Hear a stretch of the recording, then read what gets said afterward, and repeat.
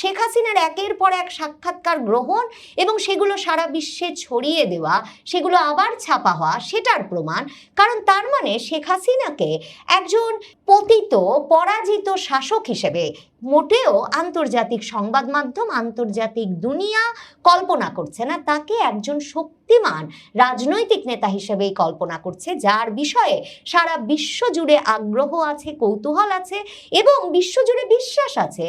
যে তিনি ক্ষমতাচ্যুত হয়ে দেশ ছাড়তে বাধ্য হলেও তার দেশে ফিরে যাওয়ার ব্যাপক সম্ভাবনা আছে। তিনি আসলেই রাজনীতিতে ফিরবেন এবং সে কারণেই এই সংবাদগুলো শিরোনাম হচ্ছে। ফ্রান্সের বিখ্যাত সংবাদ সংস্থা এএফপিকে এক সাক্ষাৎকার দিয়ে আবারও বিশ্বজুড়ে সংবাদ মাধ্যমে আলোড়ন তুলে ফেলেছেন বাংলাদেশের সাবেক প্রধানমন্ত্রী শেখ হাসিনা। বাংলাদেশের সংবাদ মাধ্যম ঘাঁটলে সে সম্পর্কে জানবার কোনো উপায় নাই, কারণ সরকার সাম্প্রতিক সময়ে কয়েক দফায় সরাসরিভাবে একরকমের হুমকি দিয়ে এবং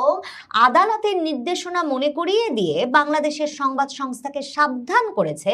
যাতে তারা শেখ হাসিনা বা আওয়ামী লীগ সম্পর্কে কোনো রকম সংবাদ প্রকাশ করার সাহস না পায়। এ অবস্থায় বাংলাদেশের সংবাদ মাধ্যমে শেখ হাসিনার এই আলোড়ন তোলা সাক্ষাৎকার নেই বটে,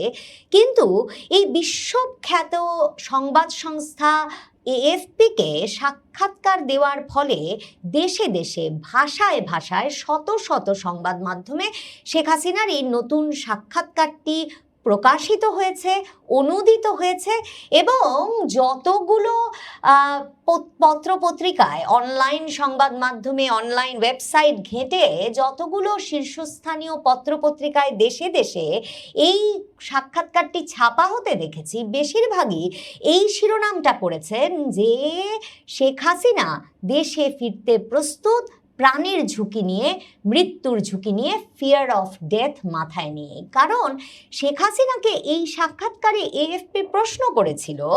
যে তিনি কি তার ফেরার ঝুঁকি সম্পর্কে সচেতন কিনা, মানে এ অবস্থায় তিনি কি করে ঘোষণা দিচ্ছেন যে তিনি দেশে ফিরবেন, এবং কিছুদিন আগে এক সংবাদ মাধ্যমের সঙ্গে সাক্ষাৎকারে তো পরিষ্কার বলে দিয়েছেন যে তিনি দেশে ফিরবেন এবং দেশে ফিরবেন ডিসেম্বরের মধ্যে। কিভাবে এটা বলছেন? এই প্রশ্নটা যখন তাকে এএফপি করেছিল, ৭৮ বছর বয়সী শেখ হাসিনা এএফপির প্রশ্নের জবাবে ইমেইলে লিখেছেন বলে এএফপি জানাচ্ছে, আমাকে হত্যা করা হতে পারে, আমাকে গ্রেফতার করা হতে পারে, আমাকে কারাগারে পাঠানো হতে পারে, আমার ভাগ্যে কি হতে পারে তা আমি ভালোভাবেই জানি। তারপরেও আমি দেশে ফিরতে চাই, কারণ আমার দেশের মানুষ আমাকে ডাকছে। শেখ হাসিনার এই কথাগুলোই যেমন শিরোনামে এসেছে দেশে দেশে ভাষায় ভাষায় অনুদিত হয়ে, তেমনি এই কথাগুলো দিয়েই এএফপি তাদের এই তার বার্তাটি বা তাদের ওয়্যার সার্ভিসের মাধ্যমে তারা যেই সংবাদটি, যে সাক্ষাৎকারটি সারা পৃথিবীতে ছড়িয়ে দিয়েছে, ওই সাক্ষাৎকারটি শুরু করেছে। এএফপি আসলে কি? এএফপি একটা বার্তা সংস্থা, যেই বার্তা সংস্থাটি সারা পৃথিবীর সকল শীর্ষস্থানীয় সংবাদ মাধ্যম সাবস্ক্রাইব করে। তাদের সংবাদ সংগ্রহের একটা গুরুত্বপূর্ণ বিশ্বাসযোগ্য উৎস হিসেবে এএফপির খবরকে সাবস্ক্রাইব করে, একটা অর্থের বিনিময়ে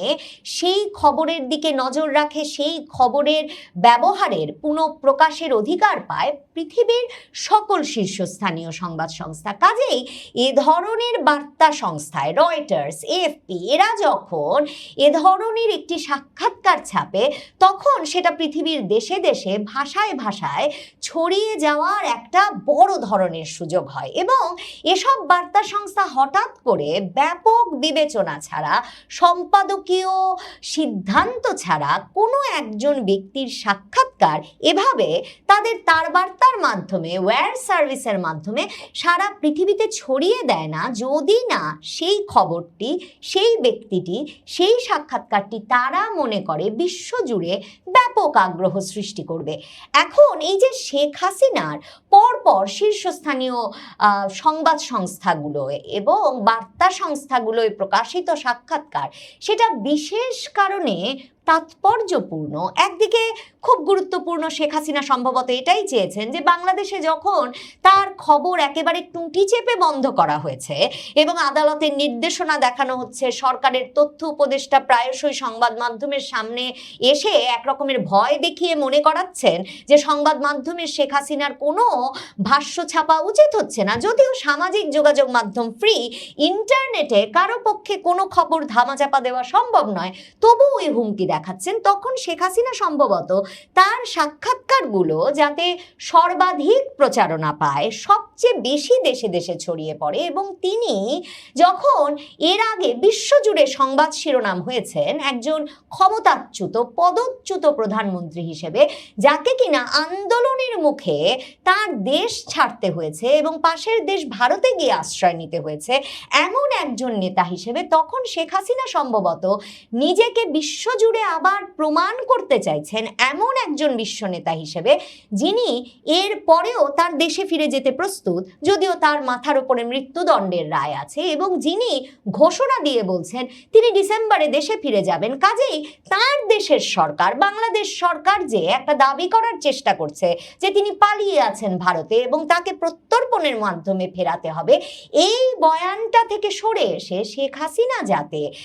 এই বয়ানে প্রতিষ্ঠা করতে পারেন বিশ্বজুড়ে যে তিনি দেশে ফিরতে চান এবং জনগণের ওপর ভরসা করেই দেশে ফিরতে চান, কারণ তার জনগণ তাকে দেশে চায়, সে কারণেই সম্ভবত তিনি এই আন্তর্জাতিক বার্তা সংস্থাগুলোকে বেছে নিচ্ছেন। কিন্তু এটা কি শুধুই সে কারণে তাৎপর্যপূর্ণ? এর চেয়েও বেশি তাৎপর্যপূর্ণ এ কারণে যে বয়ান সৃষ্টি করে শেখ হাসিনাকে ক্ষমতাচ্যুত করা হয়েছে, শুধু তাই নয়, তাকে ক্ষমতাচ্যুত করবার পর যে বয়ান দেশে দেশে ছড়িয়ে দেওয়ার চেষ্টা হয়েছে যে বাংলাদেশের কোনো কেউ তাকে আর চায় না, বাংলাদেশের জনগণের কাছে তিনি ভীষণ অজনপ্রিয়, এবং সে কারণে তাকে এভাবে একটা গণ অভ্যুত্থানের মুখে ক্ষমতাচ্যুত হয়ে যেতে হয়েছে এবং তাকে দেশ ছেড়ে চলে যেতে হয়েছে, সেই বয়ানটিও যে আসলে আন্তর্জাতিক সংবাদ মাধ্যমগুলো এখন আর যুক্তি বুদ্ধি তর্কের ঊর্ধ্বে সরাসরি গ্রহণ করছে না, শেখ হাসিনার একের পর এক সাক্ষাৎকার গ্রহণ এবং সেগুলো সারা বিশ্বে ছড়িয়ে দেওয়া, সেগুলো আবার ছাপা হওয়া, সেটার প্রমাণ। কারণ তার মানে শেখ হাসিনাকে একজন পতিত পরাজিত শাসক হিসেবে মোটেও আন্তর্জাতিক সংবাদ মাধ্যম, আন্তর্জাতিক দুনিয়া কল্পনা করছে না, তাকে একজন শক্তিমান রাজনৈতিক নেতা হিসেবেই কল্পনা করছে, যার বিষয়ে সারা বিশ্ব জুড়ে আগ্রহ আছে, কৌতূহল আছে এবং বিশ্বজুড়ে বিশ্বাস আছে যে তিনি ক্ষমতাচ্যুত হয়ে দেশ ছাড়তে বাধ্য হলেও তার দেশে ফিরে যাওয়ার ব্যাপক সম্ভাবনা আছে, তিনি আসলেই রাজনীতিতে ফিরবেন, এবং সে কারণেই এই সংবাদগুলো শিরোনাম হচ্ছে। মানে আপনি ভাবুন তো, লিবিয়ার গাদ্দাফি কিংবা ইরাকের সাদ্দাম হোসেন, এদের কাউকে কি ভাবা যায় যে তারা ক্ষমতাচ্যুত হলেন, পদচ্যুত হলেন, কিংবা সিরিয়ার বাশার আল আসাদ, এদের একটা বিস্তারিত সাক্ষাৎকার এএফপি বা